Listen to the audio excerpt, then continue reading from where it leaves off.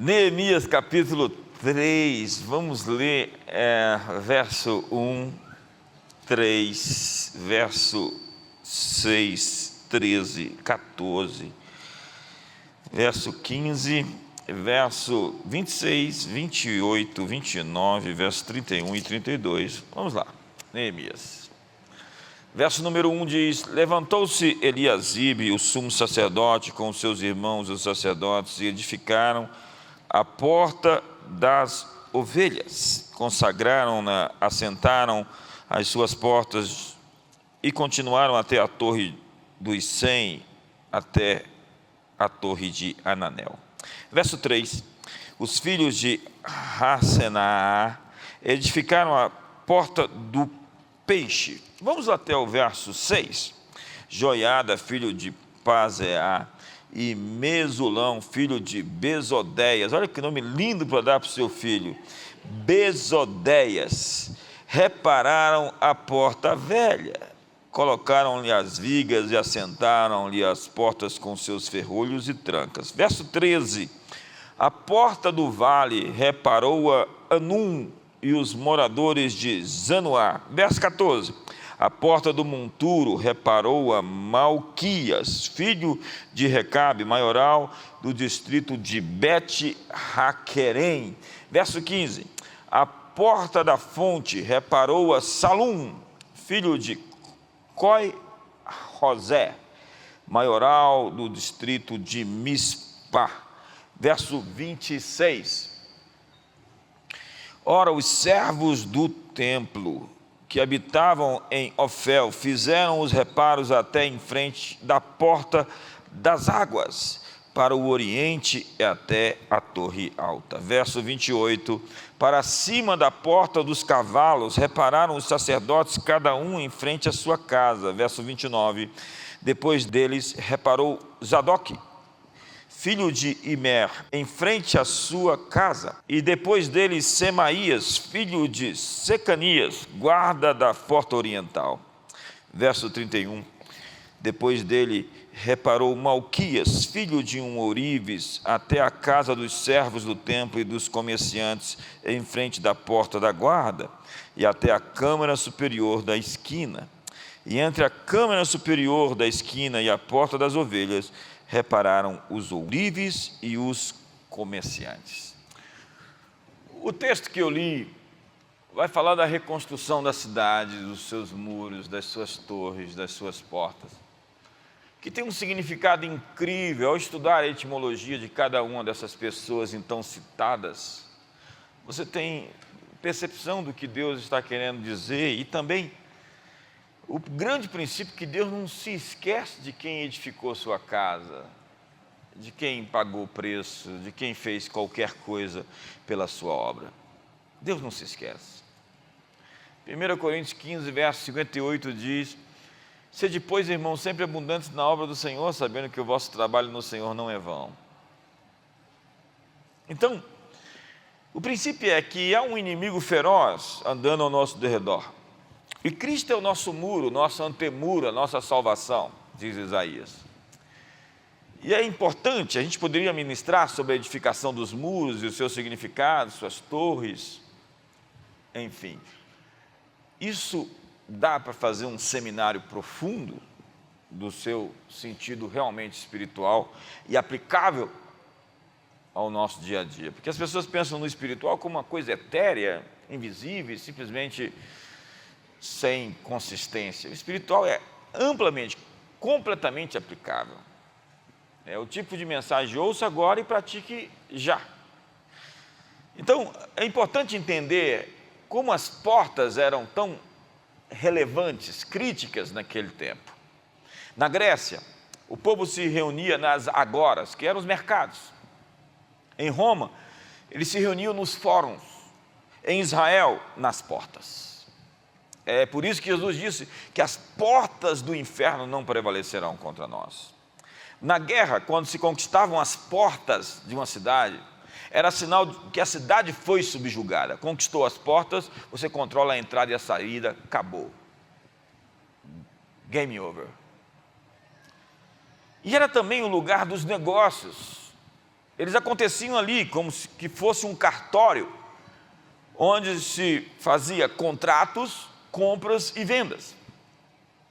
Era o lugar também dos processos judiciais. Os juízes se assentavam à porta. Você vai até o Hotel Dan, que fica ali no norte de Israel, está ali a porta e o lugar onde os juízes ficavam. Jó era um juiz, assim como Ló assistia nas portas, então eles eram juízes. E diz a Bíblia que Jó era exemplo de exercício jurídico sentado à porta da cidade, está lá em Jó 29. E era também o lugar da execução dos idólatras.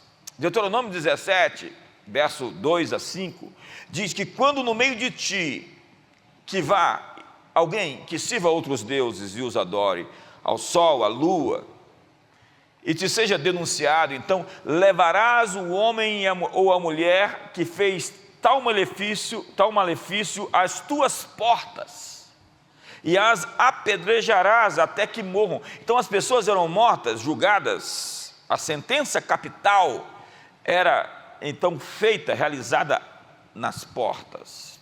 Aquela mulher pega em flagrante adultério estava na porta no momento em que acusaram ela, no capítulo 8 de João. E também o Salmo 122 diz que a alegria está nas portas. Alegrei-me quando me disseram, vamos à casa do Senhor. Pararam os nossos pés junto às tuas portas, ó Jerusalém. Portas falam então de decisões. Portas falam de vontade, de escolhas. Segundo a Bíblia, as portas comumente utilizadas naqueles dias eram de bronze, está lá nos Salmos, de ferro, está lá em Atos, ou de madeira, conforme Neemias. E as portas do período bíblico, daquelas que existiam hoje em Jerusalém, você só encontra 8. Porém, essas portas mudaram de nome. Hoje você vai até a Porta Nova, a Porta de Damasco, a Porta de Herodes, a Porta de Estevão, porque Estevão foi morto ali. A Porta Dourada ou a Porta Oriental, que ainda persiste com um nome hoje, que era um nome antigo. A Porta de Sião, a Porta dos Mouros e a Porta de Jafa, onde as pessoas vão fazer suas comprinhas. Tem gente que para ali e não quer ir embora. Tem gente que chega em Israel e tem uma vozinha dizendo para ela, compra, compra, compra, compra, compra, compra, compra. E a gente querendo ir embora e o pessoal, não dá, esse pessoal não vai comigo mais. Então, diz a Bíblia que nós somos reparadores de brecha, e hoje é dia de reparar as brechas, hoje é dia de abrir portas, hoje é dia de fechar portas. Então, depois dessa introdução, vamos falar das 10 portas que eu li hoje, que foram as portas edificadas ou reedificadas, foram reparadas no período de Neemias e o que elas significam. Logo, a primeira porta que Neemias vai citar como a porta que foi reedificada pelo sacerdote Eliasibe, é a porta das ovelhas. O nome Eliasibe quer dizer Deus restaura. Diga para o seu irmão, existem coisas sendo restauradas hoje na sua vida. Quantos querem boas novas? Ei, diga para o seu irmão, existe restauração sobre você hoje. Das 12 portas, ela é a única que não tem tranca nem ferrolhos. Já viu uma porta sem tranca nem ferrolho? Para que ela existe? Todas as outras tinham trancas, mas a porta da ovelha não tem tranca, porque a igreja do Senhor não tem tranca, somente guardas. Guardas. Os ferrolhos falam dos pastores, que são a porta. Então no capítulo 20 de Atos diz, olhai por todo o rebanho, em que o Espírito Santo vos constituiu por bispos, para apacentar a igreja do Senhor, a qual Ele comprou com o seu próprio sangue, porque eu sei que depois da minha partida entrarão no meio de vocês lobos vorazes que não perdoarão o rebanho. Os guardas eram colocados nessa porta para não barrar ovelhas, mas para barrar os lobos, para impedir que qualquer coisa que não fosse ovelha entrasse por ali. Os pastores devem impedir que qualquer coisa que não seja ovelha entre aqui.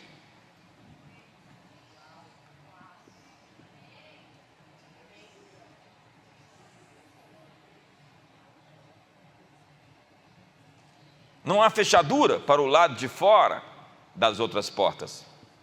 Jesus disse: se alguém quiser entrar, subir por outra parte, que não seja pela porta, que sou eu, será considerado ladrão e salteador.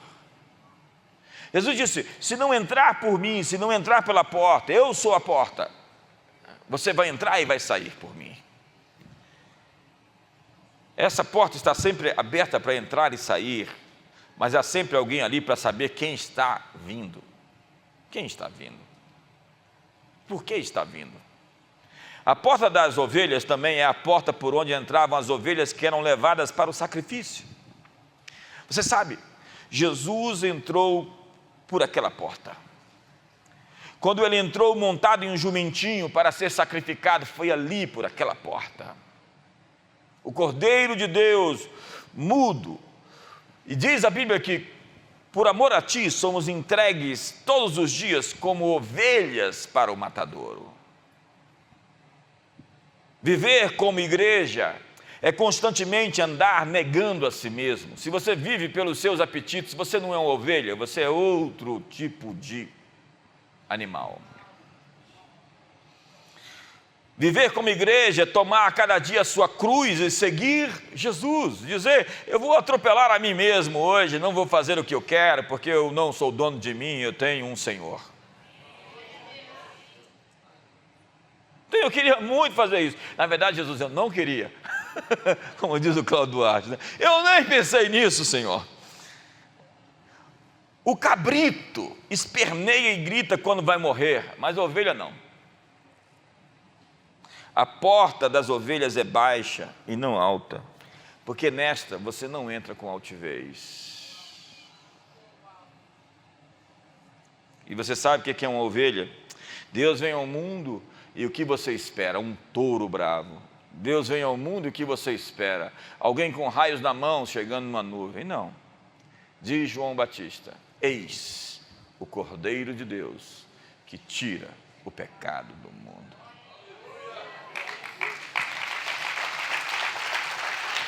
A segunda porta é a porta do peixe. A segunda porta que foi restaurada nos muros é essa porta, porque a porta do peixe diz respeito ao evangelismo como ministério de toda a igreja. É a porta que saímos para pregar a Jesus como as boas novas de Deus. Jesus disse: vinde a mim e eu vos farei pescadores de homens.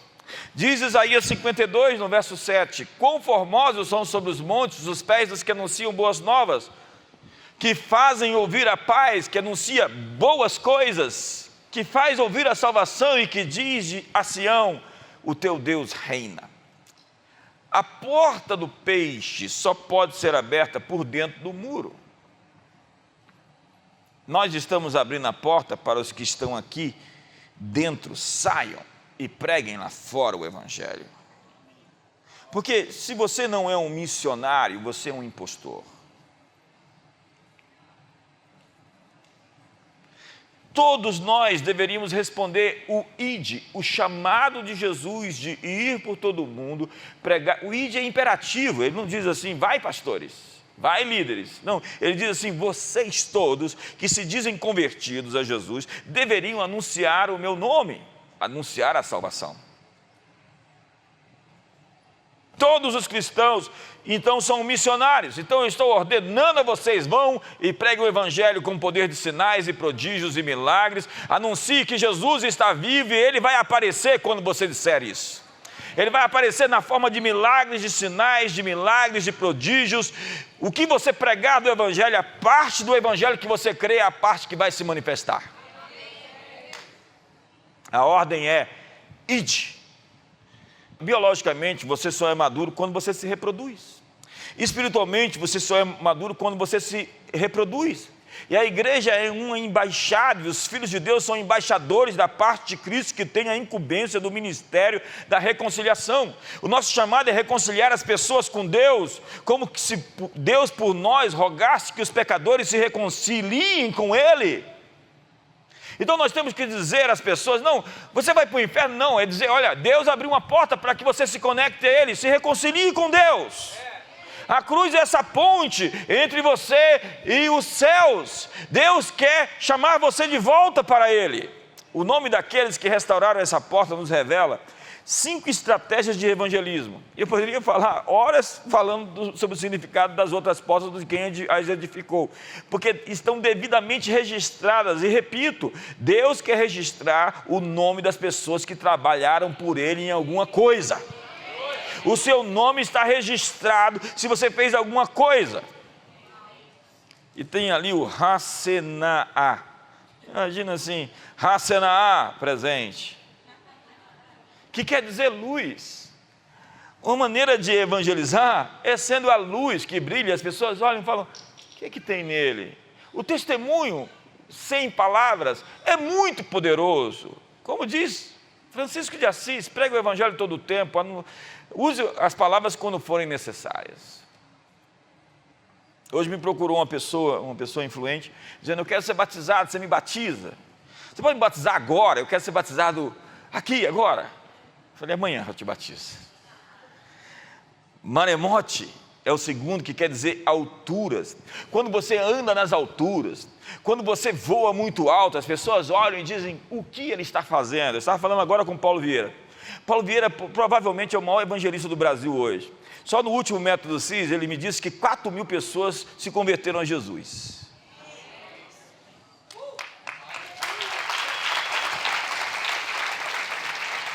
É essas pessoas que voam alto e falam: olha, eu estou voando alto, e no final ele diz: agora eu vou te dizer por que eu voo tão alto. Porque Jesus me deu asas, porque Jesus me transformou, porque Jesus me salvou. Ele é o segredo de toda a minha felicidade.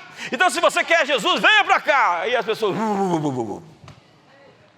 porque eu estou mostrando para você o que Jesus fez na minha vida. Você pode mostrar para as pessoas o que Jesus fez na sua vida? Porque tem gente que fala assim: ei, converte, veja o que Jesus fez comigo. Quer converter? Não. O terceiro sujeito que aparece aqui é Mesulão. Olha que nome lindo. Quantas estão grávidas aqui de um menino? Não. Quer dizer amigo. Uma das grandes estratégias de evangelismo é a amizade. Você vai lá, começa a andar com a pessoa. Não é ser amigo de alguém para convertê-lo. Não é esse o propósito. Mas é ser amigável como natureza de alguém que é uma ovelha, que é amigável. Ou você morde os outros? Ovelha não morde nem faz barraco. Dá um sorriso para o irmão do lado aí. Veja se ele está bem aí. Está desconfortável, não? Amigo, seja amigo. Faça amizade com as pessoas. As pessoas vão ficar interessadas em saber sobre o seu Deus quando elas descobrirem sobre você.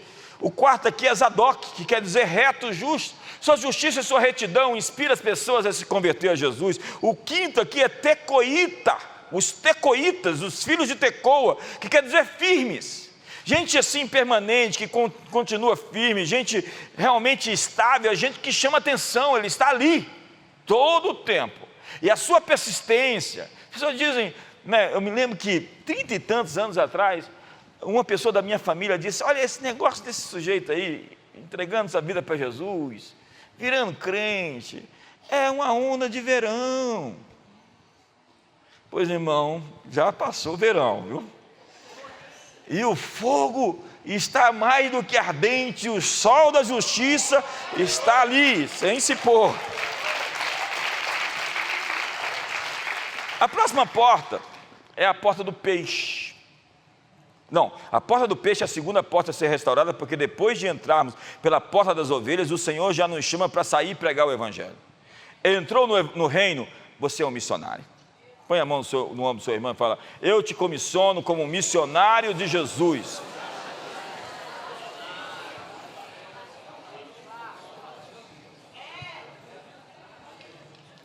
Tem um pessoal que se identifica como missionário. Missionário é a gente, todo mundo aqui é missionário. Nem todos serão apóstolos, profetas, pastores ou mestres, mas todos os filhos de Deus, sem exceção, são chamados para pregar o evangelho. E o fruto do justo é a árvore da vida, diz Provérbios, e o que ganha almas é sábio. No final do verso 5 aqui do capítulo 3 que eu li, diz que alguns nobres não meteram o pescoço no serviço do seu senhor. Há aqueles que se servem das coisas do Senhor, mas não servem ao Senhor e não entram no seu serviço. Há gente querendo se exibir e não exibir Jesus. Há aqueles se vendendo o tempo todo, esquecendo-se do que foram chamados para fazer. A terceira porta é a porta velha. Está lá em Neemias 3, versos 6 a 11. E a porta velha se refere aos caminhos antigos. Olha que texto lindo. Jeremias 6. Diz assim: assim diz o Senhor, ponde-vos nos caminhos e vede, e perguntai pelas veredas antigas, qual é o bom caminho, e andai por ele, e achareis descanso para as vossas almas. Qualquer cristão precisa de rastro, de memória, de história e de tradição. A igreja já está aqui há 2000 anos. Desconfie de quem diz que vai reinventar o evangelho em 10 anos. Volte atrás e veja tudo que foi feito. Não há nada novo debaixo do céu. Até as heresias não são novas, elas são bem antigas. E os arquétipos sempre estão aqui. Aparece o Simão Mágico, o Balaão, aparece a Jezabel. Você olha ali e fala assim: ih, rapaz, a Jezabel está por aí. Ela quer matar os profetas, ela profetiza para aparecer. O Balaão quer grana e usa o ministério para fazer isso. Está ali, os arquétipos não mentem. A pitonisa, né? Que adivinha, com o espírito, não renunciou aos espíritos que outrora envolveu-se e agora quer chegar aqui e meter palavra profética para todo mundo com inspiração demoníaca. Dá um sorriso para o irmão do outro lado. Irmão. E se ele estiver meio torto, põe a mão nele e fala: sai em nome de Jesus. A porta velha fala de se voltar aos fundamentos, aos princípios, às bases. Tem gente que quer coisa profunda, mas nem comeu ainda o leitinho materno. Tem gente que gosta de coisa profunda, mas precisa de se embasar no evangelho de fato. E diz a Bíblia: lembra-te de onde caístes e volta às primeiras obras. Às vezes o que Deus está falando para alguns é: não avança não, irmão, não um passo para trás. Você avançou além do que devia. Sabe, em Atos capítulo 2, verso 42, nos fala o que é que eles faziam, a igreja primitiva. Perseveravam na doutrina dos apóstolos e na comunhão, no partir do pão e nas orações. Vejam essas 4 coisas: doutrina, o ensino dos apóstolos, partir o pão, comunhão uns com os outros e as orações. Temos que voltar para os caminhos antigos, e a porta é velha porque Deus não quer nenhuma novidade que esteja fora de Cristo. Nada que seja moderno e que exclua o Filho do Deus vivo. Os nomes que restauraram essa porta eram todos homens de renome. Eles eram ourives, eram boticários, eram líderes da cidade. E também cita aqui Salum, ajudado pelas suas filhas. Deus não deixa que o trabalho do Senhor seja esquecido. Por isso lembra aqui o trabalho das filhas de Salum, ainda que as mulheres não faziam esse tipo de trabalho. Ele quer dar ênfase a quem fez algo. Salum significa retribuição. Esta família prestou serviço ao Senhor e em retribuição a misericórdia será manifesta sobre a sua casa. Estava conversando com um dos nossos líderes nacionais aqui do Mato Grosso e ele me disse: nossa, como Deus está sincronizando o que eu faço pela igreja com o que Ele está fazendo na minha empresa, nos meus negócios. Como Deus está me abençoando porque eu estou abençoando a sua causa. Nós não deveríamos fazer nada por obrigação, mas por amor ao Senhor. Não é porque eu sou obrigado a fazer, mas é porque eu amo o Senhor e quero ver seu reino avançando. Disse Jesus: por isso todo escriba que é instruído acerca do reino de Deus é semelhante a um pai de família, que tira do seu depósito coisas novas e coisas velhas. Tem gente que não gosta das coisas antigas, da sabedoria milenar, dos princípios, e quer reinventar o evangelho. Tem gente que quer querendo atualizar a Bíblia. Eu gosto de gente velha, eu gosto do Pedro. Não, Pedro, eu gosto. Gente, eu me dou bem demais com gente mais velha. Eu tenho muitos amigos mais velhos. Eu tenho assim, sei lá, é um mistério. Deus sempre exorta o seu povo a retornar ao princípio. Aquilo que Deus estabeleceu como princípio, que não pode ser removido. Então diz a Bíblia, não remova os marcos antigos que puseram teus pais. Nós temos que celebrar a tradição, a boa tradição. Não é a tradição de adorar daquele jeito. Não é a tradição que nos engessa. Não é a tradição que nos torna mecânicos. Não é a tradição de coisas mortas e não usáveis. Mas é a tradição que se trata de fundamentos, de princípios e de honra. Esta porta também tem tranca e tem ferrolhos. E a tranca e os ferrolhos, como a porta do peixe e as outras portas, não pode ser aberta pelo lado de fora, somente pelo lado de dentro. Porque se você quer uma mudança na sua vida, começa do lado de dentro. E são decisões que você vai ter que tomar hoje, de reparar as brechas, de reedificar as portas. Porque há tanta gente com goteira, com vazamento, com problema. E aí é que está a quarta porta. A porta do monturo, que aparece ali no verso 14, que é a porta pelo qual o lixo era jogado fora. Você imagina uma casa onde tem lixo e não tem uma porta para jogar fora? Como é isso? Toda casa tem banheiro. Imagina uma casa sem banheiro. Tem cozinha e tem banheiro. Tirar o lixo do meio do seu povo faz parte do trabalho. Então tem ali Bet Ha-Querem, que quer dizer casa da vinha. Para se obter o vinho, é necessário esmagar a uva no lagar, depois colocá-la num lugar para que a casca, a borra e a sujeira se separe do suco. Depois vem a fermentação lenta, onde o vinho é colocado em outros recipientes, para no final retirar o restante da borra que fica no fundo. Depois da retirada de toda a sujeira, tem mais um período para maturação. Para se obter o bom vinho, é necessário retirar todo o restolho, tudo o que não pertence ao bom vinho. Esta é a obra da santificação. Eu sou uma pessoa melhor hoje, depois de décadas. E com certeza serei melhor depois de mais uma década. A vereda do justo é como a luz da aurora que vai brilhando mais e mais até ser dia perfeito. Eu estou em processo de aperfeiçoamento.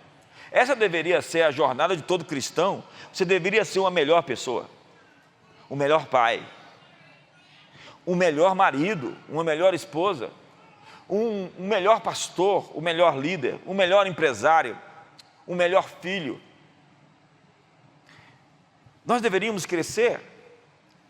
E diz a Bíblia que, quanto ao trato passado, vos despojeis do velho homem, que se corrompem segundo as concupiscências do engano, e vos renoveis no espírito do vosso entendimento, da vossa mente, e vos revistais do novo homem, criado segundo Deus em justiça e retidão, procedentes da verdade,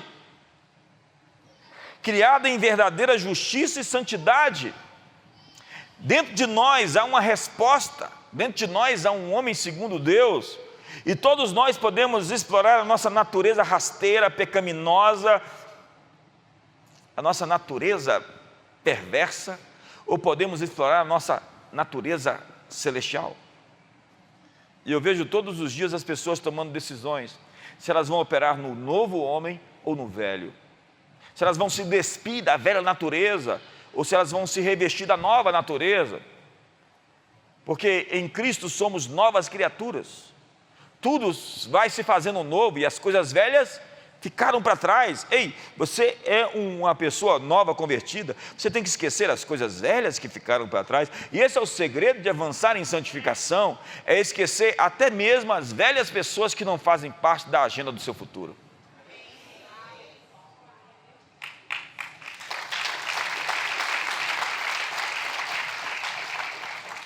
O que ainda é nosso é o lixo, a casca, a borra e o restolho do velho homem que tem que ser retirado. O lixo emite mau cheiro e atrai as moscas. Eu vejo pessoas que estão sempre cheias de moscas atrás delas. Eu fico realmente preocupado quando algumas tentações começam a me perseguir.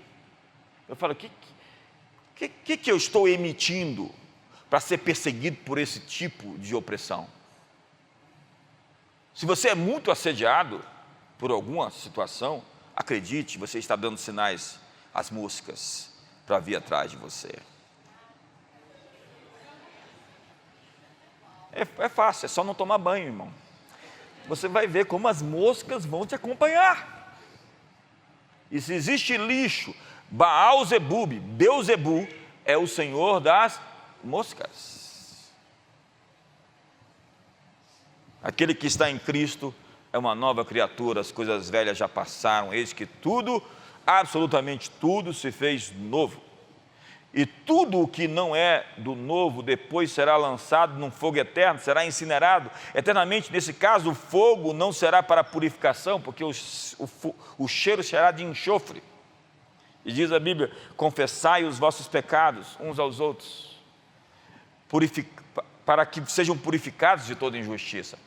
Jesus perdoou todos os pecados, devidamente confessados, devidamente expostos. Dê um sorriso para o seu irmão, vai melhorar. Fala assim: a gente vai chegar na porta boa agora. A porta do lixo não é agradável, né? Mas tem que tirar o lixo da vida, irmão. Tem que tirar aquelas revistas, sabe? Aqueles programas, aqueles filmes. Tem que tirar o BBB, irmão, da sua história para sempre. É até constrangedor falar que cristão se alimenta de lixo cultural. Quinto, é a porta da fonte. Essa é boa, vai lá no verso 15, né? Que se refere ao enchimento do Espírito Santo. Ser cheio do Espírito Santo não é uma experiência única, tem que acontecer sempre. Eu recebi uma unção, e Deus tem uma unção hoje. Tem gente que fica naquela unção, sabe aquela unção? Irmão, eu não quero saber daquela unção, porque Deus tem uma nova unção, Deus tem um novo manto, Deus tem uma nova capa, Deus tem um novo enchimento. E a porta da fonte fala sobre isso, sobre ser cheio do Espírito Santo.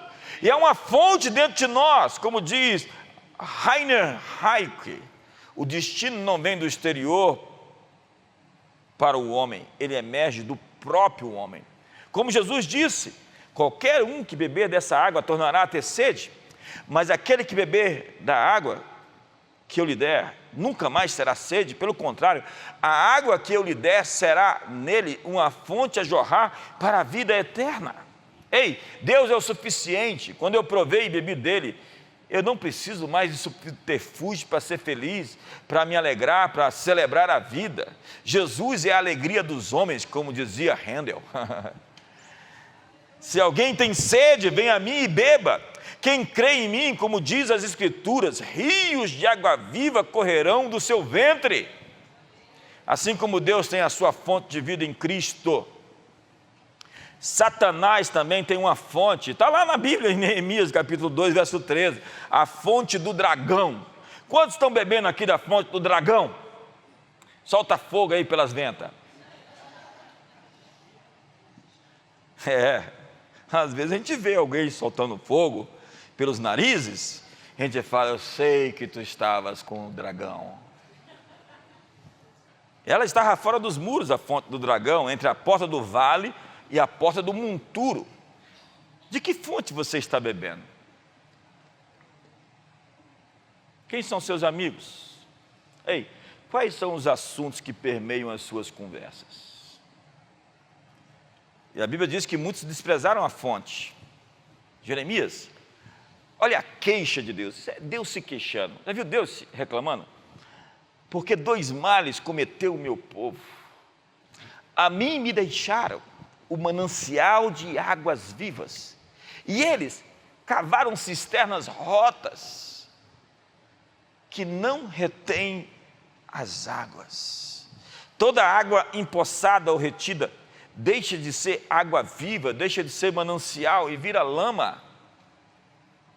A vida cristã começa com águas purificadoras, com o regenerado Espírito Santo, como Paulo diz a Tito. É por isso que o Senhor nos ensina em Efésios capítulo 5, enchei-vos do Espírito Santo, falando entre vós com salmos e hinos e odes, O encher do Espírito Santo é para os que já nasceram do Espírito Santo. E a porta da fonte é o manancial das águas vivas que brotam de dentro de nós. Sexta porta, a porta das águas. Está lá no verso 26 e 27. Essa porta se refere a beber a palavra. A palavra é santificadora. No tabernáculo de Deus, no deserto, havia uma fonte de bronze. O fundo dessa fonte foi feito com os espelhos das mulheres de Israel. Então, nele o sacerdote jogava água limpa e com esta água ele se lavava. E a primeira coisa refletida nesse espelho era a face do sacerdote. Isso indica que quando nós vamos para a Bíblia nos mostra a nossa condição espiritual. Em suma, você não está lendo a Bíblia está lendo você. E o Salmo 119 diz: a exposição das tuas palavras ilumina e dá entendimento. O apóstolo Paulo diz a Timóteo: até a minha chegada, dedique-se à leitura pública da Escritura, à exortação e ao ensino. Ele diz: prega a palavra, insta, exorta, sendo oportuno ou não. Timóteo, prega a palavra. E diz ele a Colossenses capítulo 3, habite ricamente em vós a palavra de Cristo. Se espremer você, o que sai? O que está dentro de você. Instruí-vos e aconselhai-vos mutuamente em toda a sabedoria, louvando a Deus com salmos e hinos e cânticos espirituais com gratidão em vosso coração. Como começa? Começa com a palavra. Tem gente querendo soluções profundas, e Paulo diz: não cesse de falar do livro dessa lei, antes medita nele dia e noite. E Davi, o salmista, diz: e será como árvore plantada junto a ribeiros de água, que no devido tempo dá o seu fruto e cuja folha não seca nem murcha. Fruto de meditar na palavra. Irmãos, voltemos às veredas antigas. Voltemos a esse livro. Pegue uma nova Bíblia nesse segundo semestre e leia a Bíblia inteira até o final desse ano. Faça um favor a si mesmo, conheça mais da fé que você professa, porque é realmente um retrato da desonra, dizer que acredita em Deus e não conhecer as coisas que Deus fala em sua palavra. E aqui nós temos os tecoitas, que ajudam na restauração, que quer dizer gente firme. E para ser firme, nós temos que ser gente da palavra e não gente da emotividade. Porque tem quem é muito sentimental, uma hora está com Deus, outra hora está... Você fala: mas estou entusiasmado, estou empolgado, e agora? Agora eu estou querendo desviar. Não, e agora vamos lá, vamos para cima, agora é modeladas, aí depois do modeladas, agora depois do modeladas é o modelando. Deve ser, tem que ser. A Bíblia diz que nós não vivemos por vista, nós vivemos por fé. Então, se a sua vista está mostrando alguma coisa diferente da sua fé, fique com a sua fé. Se os seus olhos, as suas emoções estão te apresentando alguma coisa diferente da promessa que Deus fez, fique com a promessa e não com as suas emoções. Eu não quero saber o que você está sentindo. Você não tem que ser sincero com suas emoções. Suas emoções lhe traem todos os dias. Diz a Bíblia: enganoso é o coração e desesperadamente corrupto. O que você está sentindo não é fundamento, é simplesmente águas que se movem, sentimentos e emoções que querem lhe conduzir, paixões que querem lhe seduzir. E o que você tem que estar é firmado sobre uma promessa, sobre uma palavra, independente de tudo à sua volta. Você está sobre uma palavra que Deus disse, e a palavra que Deus disse vai passar céu, vai passar terra, mas a palavra de Deus vai permanecer em 1 milhão de anos. Gente, essa é uma chave que eu peguei para a minha vida. Eu peguei a promessa de Deus para mim, fiquei com ela, e tudo que não era promessa de Deus passou. E é isso que eu tenho vivido até aqui. Porque aquele que prometeu é fiel, e quando você pega a palavra de Deus, quando você tira essa promessa e diz: é minha essa promessa, quando você faz esse gesto, olha, peguei para mim isso é meu, é isso que vai acontecer, porque aquele que prometeu é fiel. E nós vivemos por fé, e o justo viverá pela fé, e se retroceder não terei prazer nele, levantando o escudo da fé.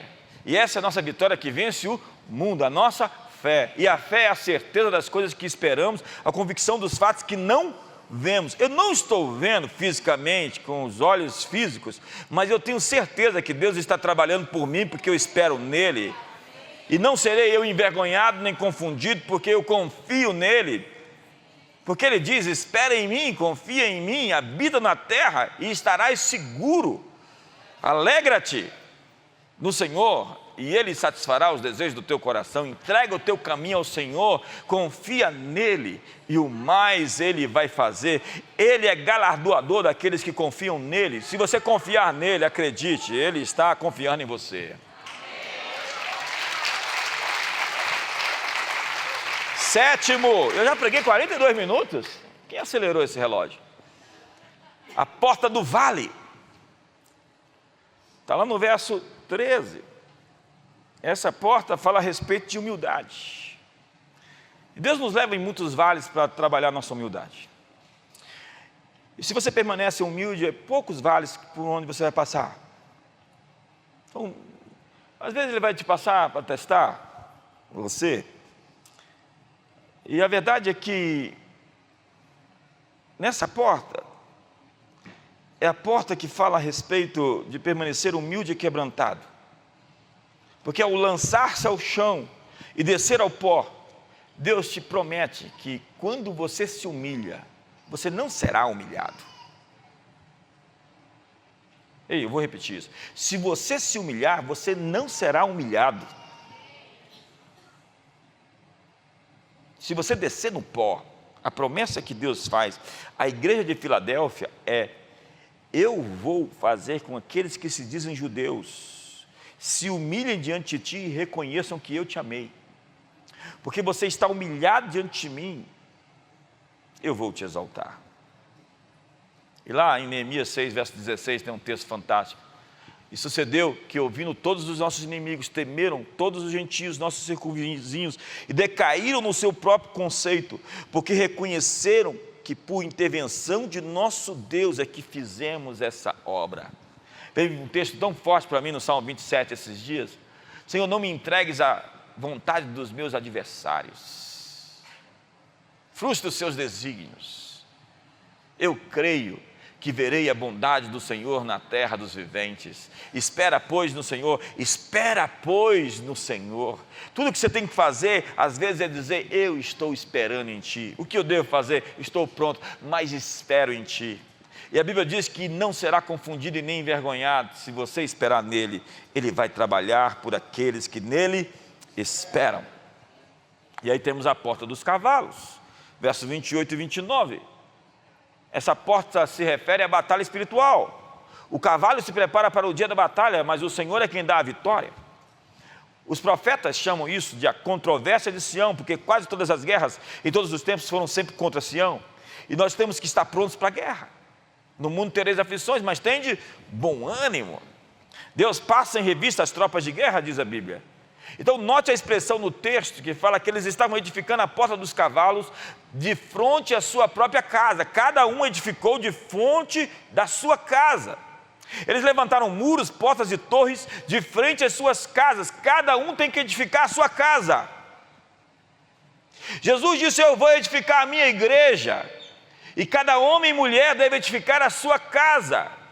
E a mulher sábia, o que ela faz? Edifica a sua casa, e a tola a destrói. Há mulheres destruindo a sua casa, e há homens matando seus filhos e suas esposas com seus adultérios, com seus pecados, com seus segredos,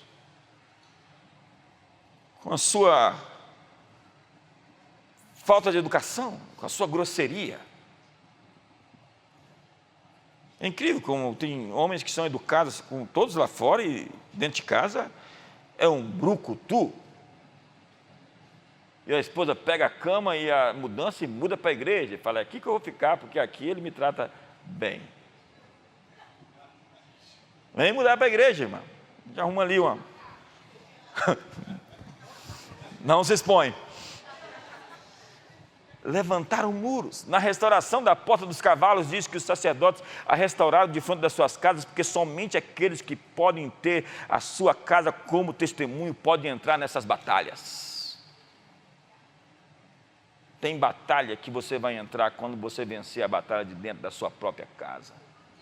Enquanto você não vencer ali, você não está apto para batalhas maiores. Dá um sorriso para o irmão do outro lado agora. Nono, estamos chegando no final.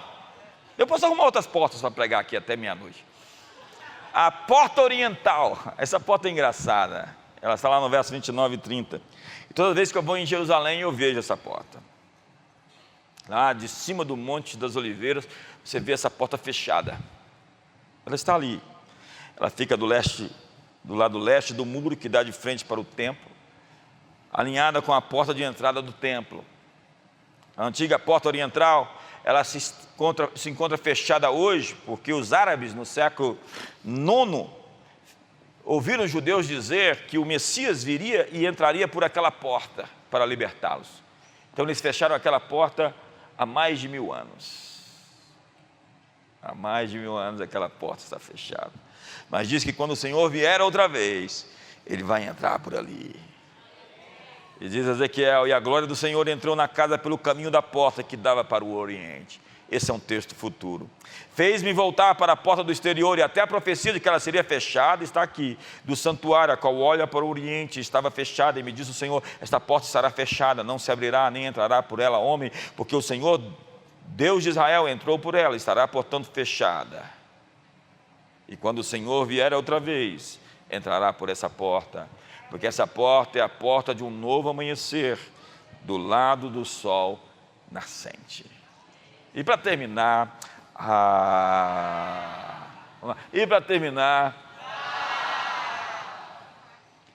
eu não vou inventar a porta não, irmão.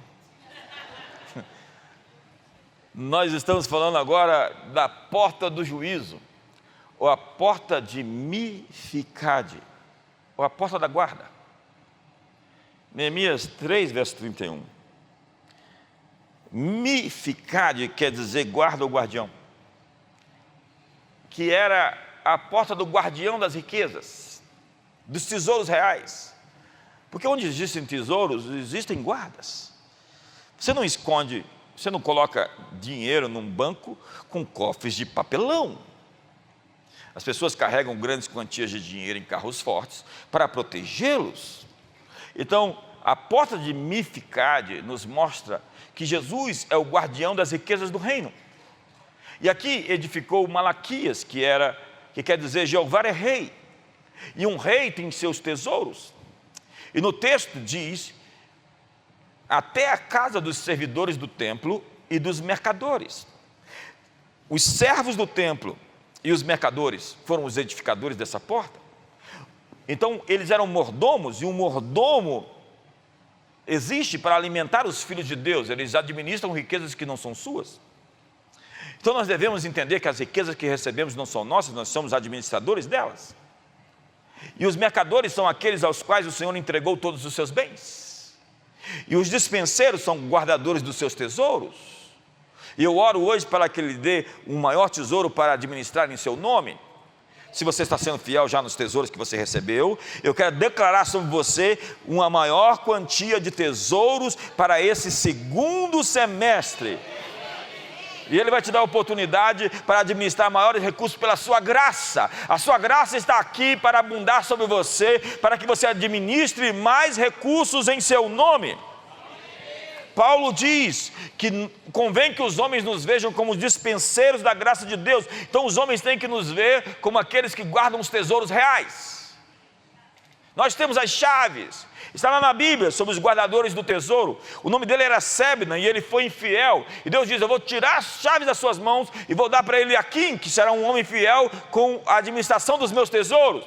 Nessa hora Deus está tirando o anel de alguém, está tirando a autoridade de alguém, está tirando o bordão de alguém, está tirando a capa de alguém e está entregando aos filhos de Deus na comunidade das nações.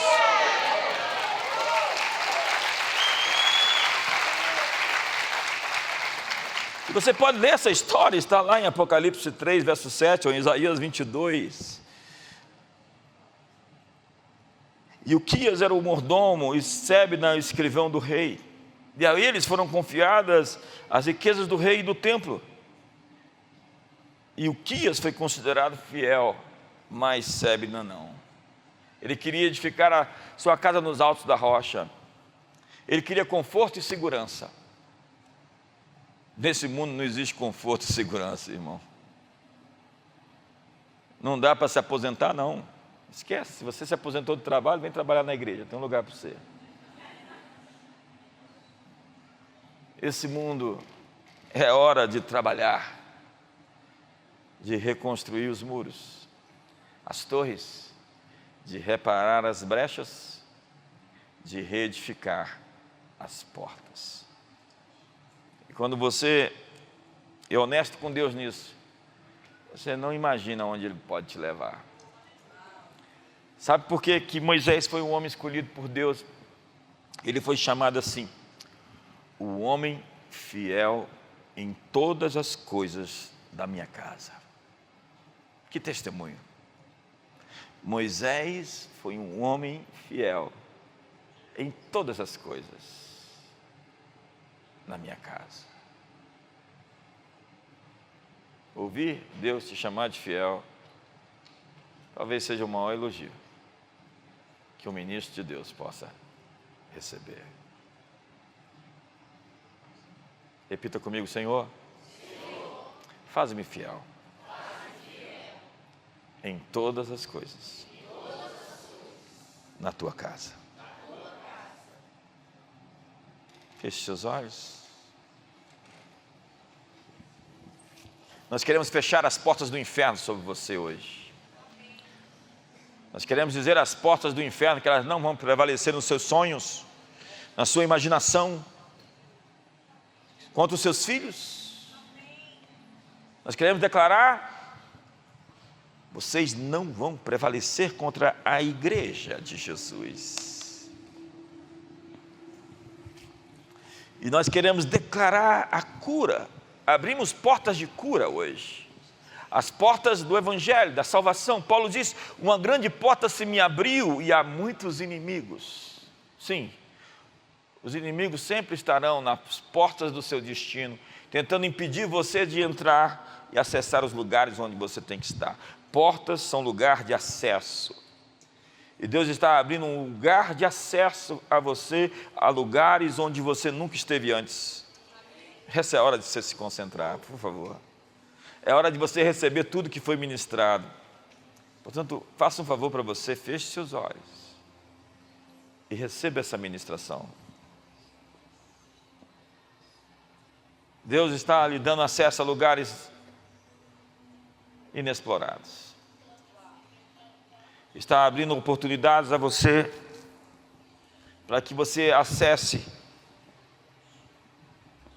unção, relacionamentos, recursos, autoridade. Deus está ungindo você e protegendo você dos seus inimigos. E está dizendo a você, eu estou fechando a porta do medo na sua vida. A porta do medo. Eu me lembro quando Deus fez isso na minha vida, há mais de 30 anos atrás. Eu estava de joelhos orando e eu sabia que tinha um espírito do meu lado. E acredite, por vezes eu via esses assombros. Eu orava para ver anjos, e orava para ver anjos, e só me aparecia demônios. Como apareceram demônios? Antes de ver os anjos, eu vi muito demônio. E havia um medo do meu lado. Assustava, assombrava, me deixava todo gelado, meu sangue estava congelado. E eu comecei a aprender a guerra no meio dela. Então eu fui orar e repreender Satanás, e Deus me disse, não se repreende um demônio de joelhos, você se ajoelhou para falar comigo e não com demônios, levante-se. E eu fiquei de pé. E eu levantei minhas mãos, como diz a Bíblia, sem ira nem animosidade. E comecei a marchar, e a marchar. E o medo começou a derreter. E aquela assombração começou a se desfazer. E aquelas trevas escuras foram furadas por uma luz. E o dia nasceu no meu quarto. E ele nunca mais se pôs. Em me vindo o temor, hei de confiar em ti. Não temas, não tenha medo, porque eu te esforço e te ajudo e te sustento com a minha destra fiel. E um dia eu sonhei, e um demônio no sonho me disse: eu vou te destruir, eu vou te matar. E eu acordei logo depois. Aquela era uma mensagem do diabo. E o que o diabo fala não se escreve. Eu saí dali e fiquei em jejum o dia inteiro e fui orar.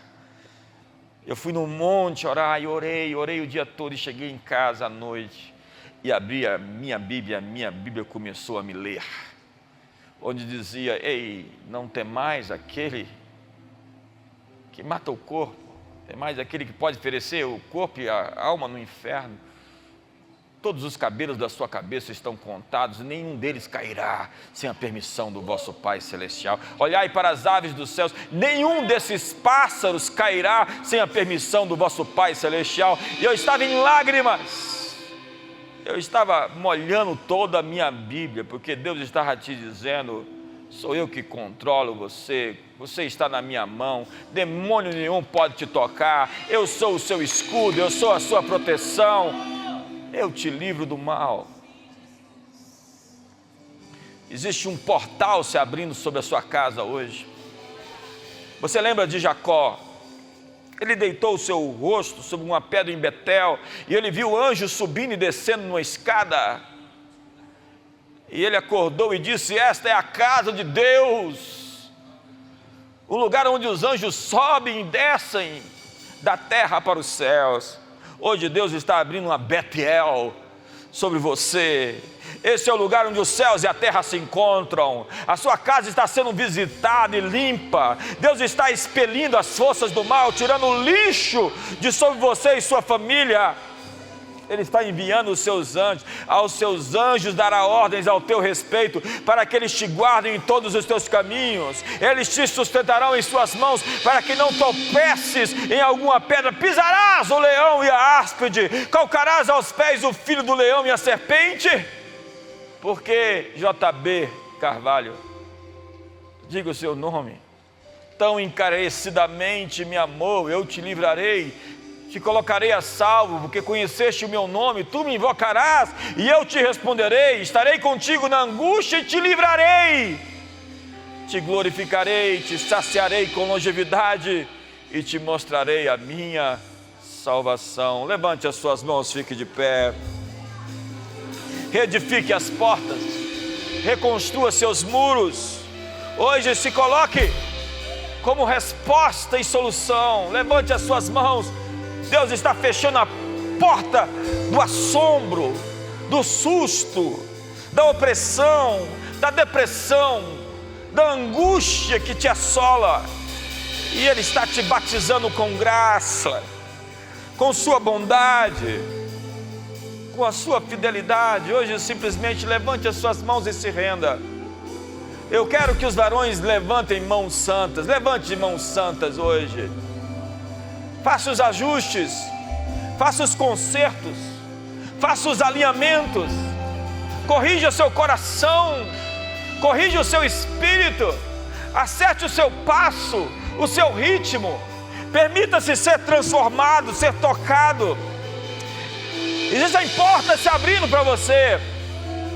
Você que está desempregado ou quer um melhor emprego, eu estou declarando sobre você uma porta aberta nessa noite, para uma promoção financeira, para uma promoção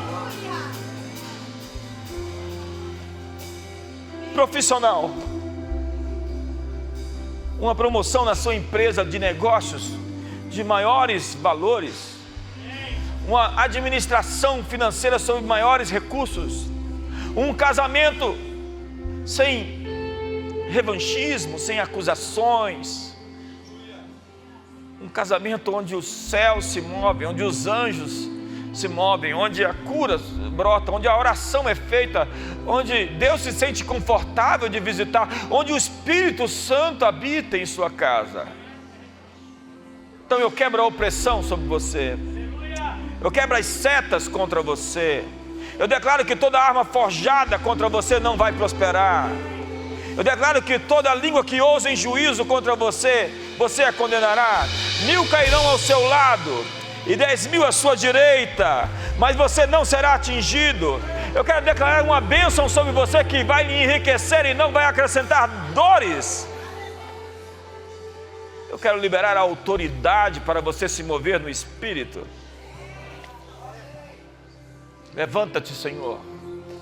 Sejam dispersos os teus inimigos, fujam diante de ti os teus adversários. Toda articulação das trevas contra nós nessa hora, nós dizemos: fujam, se dispersem, hoje se dissipem as trevas, a escuridão, as articulações, o mal seja quebrado, desfeito, derrubado, cancelado, posto por terra, em nome de Jesus.